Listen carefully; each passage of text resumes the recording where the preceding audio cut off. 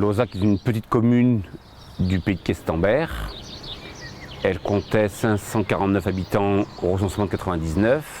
Aujourd'hui, nous sommes 1000, ce qui fait quasiment un doublement en 15 ans. C'est une commune assez rurale pour laquelle on a voulu conserver son côté un peu champêtre, de bourg rural et agricole.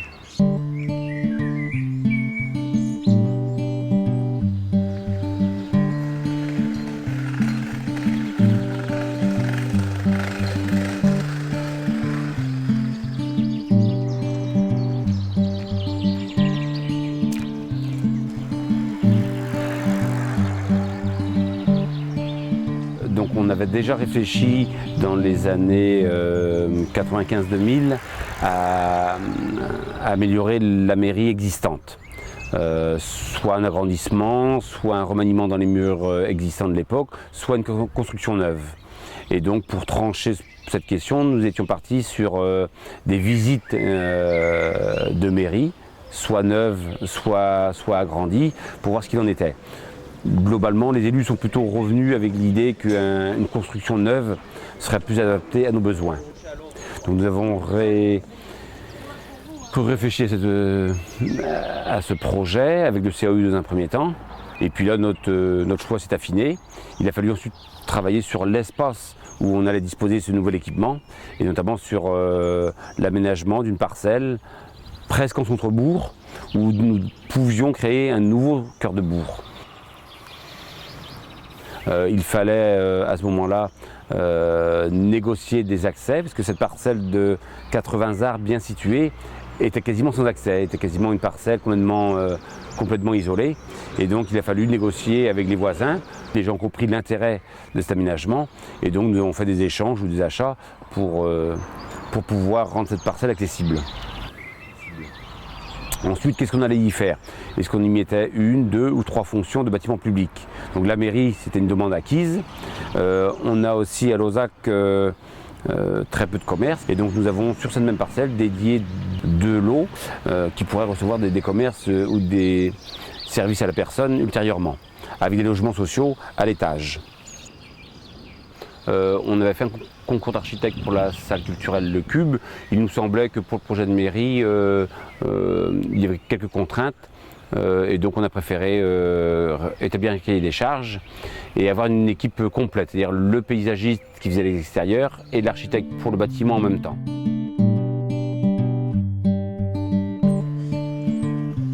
On a travaillé vraiment de concert dès le début du projet, entre l'atelier Courchinou et l'agence Gugno et Gougo. Le projet avait pour but, notamment, vu la configuration du site, d'avoir deux zones, une zone plutôt publique et une zone un peu plus privée pour l'accès des élus et l'accès du personnel de la mairie. Donc toute la partie publique se trouve plutôt au sud et à l'ouest de la parcelle, avec du coup une implantation de bâtiments plutôt située au nord-est. Et à l'arrière du bâtiment, côté nord notamment, on a un parc de stationnement et le futur accès d'une zone foncière qui accueillera sans doute un prochain bâtiment public. Les enjeux ont été assez forts qui nous ont été signifiés, ont été assez forts par rapport à la collectivité, parce qu'on a dit qu'on voulait créer une place qui fasse une deuxième polarité au bourg, mais l'enjeu, les élus nous ont dit on veut une deuxième place, mais une deuxième place qui vive.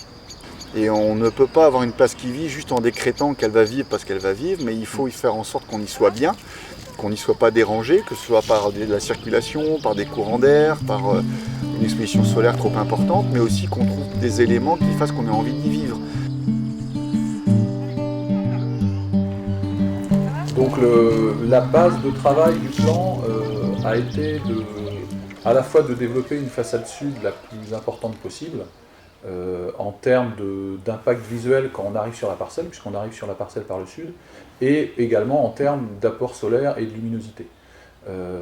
On s'est vite rendu compte, vu le programme qui était demandé, qu'on allait avoir des pièces qui allaient être sous-éclairées et sous-ensoleillées, si je peux employer cette expression. Et c'est pour ça que l'idée du patio est assez rapidement arrivée comme étant évidente. Souvent, le patio, il n'est pas forcément traité par le paysagiste. Et ce qui est intéressant, c'est que Philippe m'a laissé carte blanche. Évidemment, on a échangé sur ce qu'on allait faire dans le patio, mais le patio, il est aussi bien ouvert au personnel de la commune qu'aux visiteurs. C'est-à-dire que j'ai un mariage qui a lieu dans la salle du conseil, la salle des mariages. On peut très bien ouvrir les portes et venir dans le patio se poser. C'est un lieu de vie aussi avant tout. Et du coup, on a pu travailler un plan qui tourne réellement autour du patio, avec dans l'angle sud-ouest toute la partie accueil du public, puisque le public rentre par l'angle sud-ouest. Donc on dessert d'un côté la salle du conseil municipal, donc qui peut être complètement ouverte pour un conseil municipal par exemple ou un mariage, sans que le reste de la mairie soit ouvert au public. Et sur l'autre l'aile sud, on ouvre sur l'accueil du public, avec les bureaux de réception, la banque d'accueil, et après on accède dans une deuxième partie plus privative sur les bureaux du maire, des élus, etc.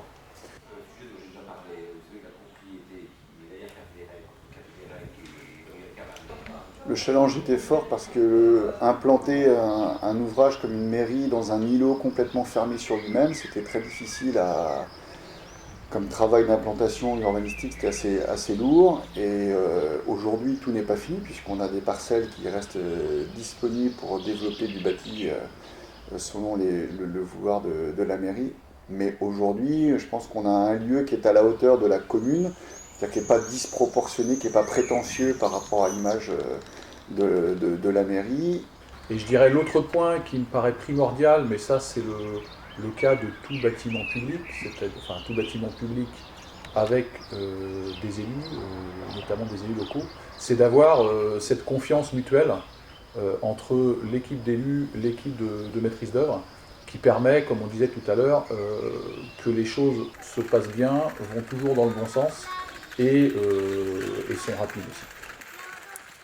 À Lauzac, le fait depuis une quinzaine d'années d'avoir réfléchi, notamment avec le CAUE, d'avoir ce regard extérieur qui nous dit est-ce que vous êtes sûr de vos choix, est-ce que vous pouvez imaginer d'autres scénarios, nous a permis à chaque fois pour la salle culturelle, pour cette mairie, pour des cheminements, de bien réfléchir à ce qu'on allait faire. Si on n'a pas eu ce regard extérieur, je crois que le projet aurait été moins bon. Donc du temps et un regard extérieur sont des arguments importants pour bien réussir un projet.